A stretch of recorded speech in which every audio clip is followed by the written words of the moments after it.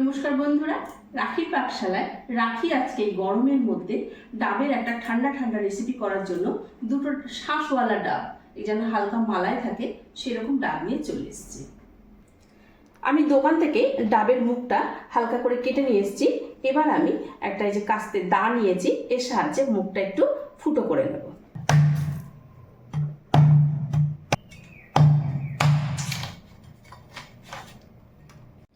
আজকের এই রেসিপিটা করার জন্য কিন্তু আমার ডাবের মালাইও প্রয়োজন, ডাবের জলটাও প্রয়োজন। আমি হালকা করে এখান থেকে একটু ছোট মতো ফুটো করে নিলাম। এবার ডাবের জলটা বার করে নেব। একইভাবে আমি আর একটারও ডাবের জল বার করে নেব।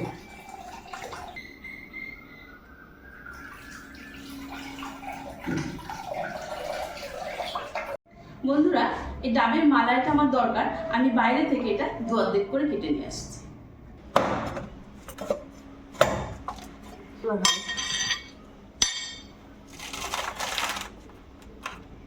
এবার আমি একটা পাতলা চামচের সাহায্যে এখান থেকে ডাবের যে মালাইটা হয়েছে তুলে নেব।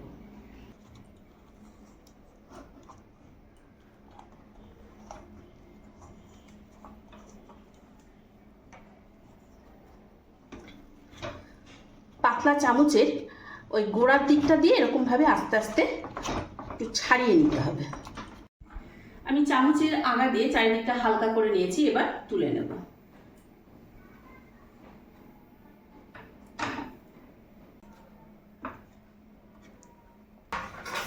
আমি একটা কুকি কাটার নিয়েছি, আপনাদের হাতের কাছে কুকি কাটার না থাকলে কোনো বোতলে ঢাকনা নিলেও হবে। কুকি কাটাটা রেখে একটু চাপ দিলেই কেটে যাবে। এই যে এরকম ভাবে আগে তৈরি করে নেব।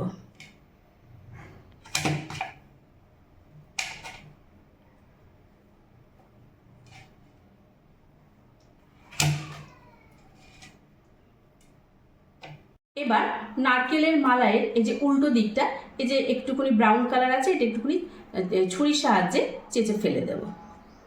তারপর প্রথমে এখানে একটু চাপ দিয়ে কেটে নেব। পাপড়িগুলো যেন বেশি বড় বড় না হয়, সেই জন্য ছোট ছোট করে কাটবো। ঠিক তার অপোজিটে আবার এটাকে ঘুরিয়ে নেব। এবার এইদিকেও একটু কার্ভ করে কেটে নেব। আবার এটাকে ঘুরিয়ে নেব এরকমভাবে, ঠিক এরকম সোজাসুজি এবার হবে।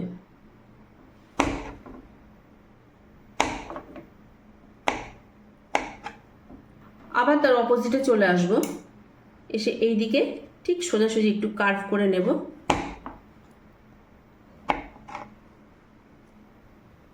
এবার আবার এদিকে চলে এসে এরকম ভাবে কার্ভ করে করে কেটে নেব।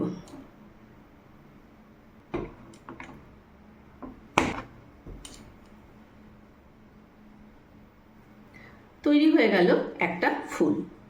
ডাবের মালাই দিয়ে ফুল আমার বানানো হয়ে গেছে। এবার একটা গাজর নিয়েছি, সেই গাজরটাকেও আমি একটু টুকরো টুকরো করে কেটে নেব।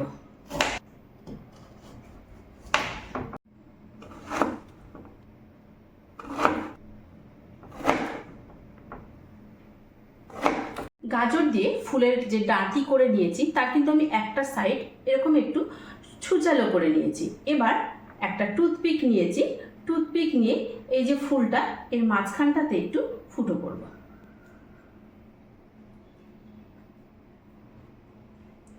এবার আমি এই ছুচালো দিকটা দিয়ে এখানটাতে ঢুকিয়ে দেব।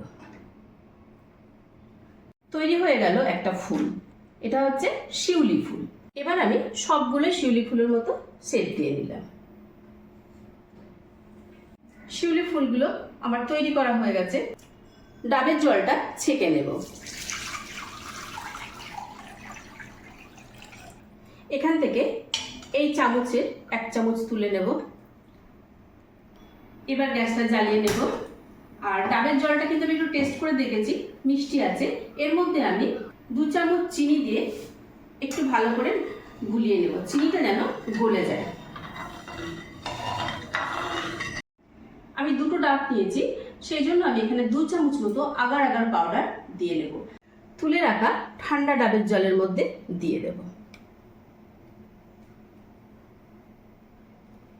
ভালো করে গুলিয়ে নেব।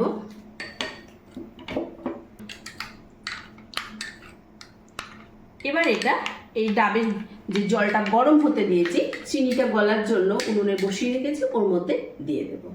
দিয়ে কিন্তু আবার ভালো করে এটাকে নাড়িয়ে নেব।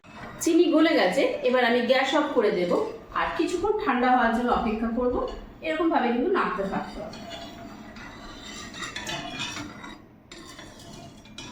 এবার এই শিউলি ফুলগুলো আমি পাত্রের মধ্যে নিয়ে নেব। এবার ডাবের জলটা দিয়ে দেব।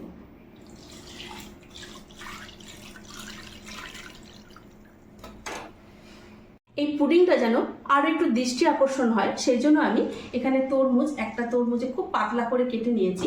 এই কুকি কাটার দিয়ে একটু পাতলা পাতলা করে কেটে নেব।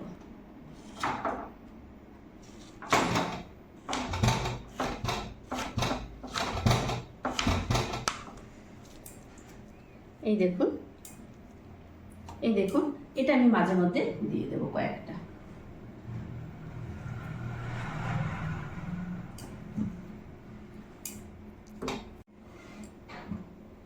বন্ধুরা, আমি বাইরে এখন রেখে দেবো, একটু ঠান্ডা হলে ফ্রিজে ঢুকিয়ে দেবো। ফ্রিজে 2 ঘন্টা পর রাখলে একটু ঠান্ডা ঠান্ডা খেতে ভালো লাগবে। বন্ধুরা, আমি 2 ঘন্টা পর ফ্রিজ থেকে এই যে পুডিংটা বার করে নিয়ে চলে এসেছি। এবার আমি একটা ছুরি নিয়েছি, এই ছুরির সাহায্যে সাইডটা একটুখানি আলগা করে নেবো এরকমভাবে। আর একটা ডিশ নিয়ে নিয়েছি, এটা আমি ওপরে দিয়ে দেব। এবার এটাকে উল্টে নেব।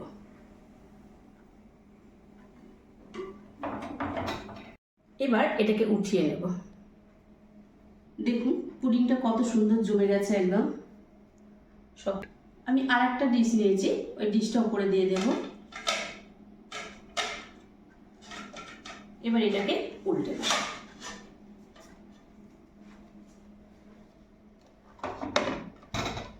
আস্তে আস্তে এটা উঠিয়ে নেব।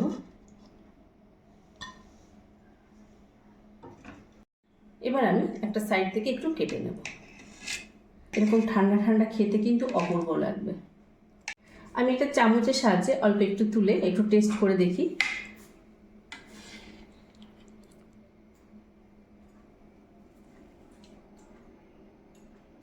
বন্ধুরা, এই গরমের দিনে এরকম ঠান্ডা ঠান্ডা পুডিং খেতে কিন্তু দারুণ লাগবে। আর মুখে যে নারকেলের মালাইটা পড়ছে আরো ভালো লাগছে, সঙ্গে রয়েছে তরমুজ। আর এই ভিডিওটা আপনাদের কেমন হলো রাখির পাকশালায় জানাতে ভুলবেন না। আর যদি আপনাদের ভালো লেগে থাকে তাহলে অবশ্যই লাইক করে শেয়ার করবেন আর সাবস্ক্রাইব করে আমার পাশে থাকবেন। আজকে তাহলে এই পর্যন্ত, ধন্যবাদ।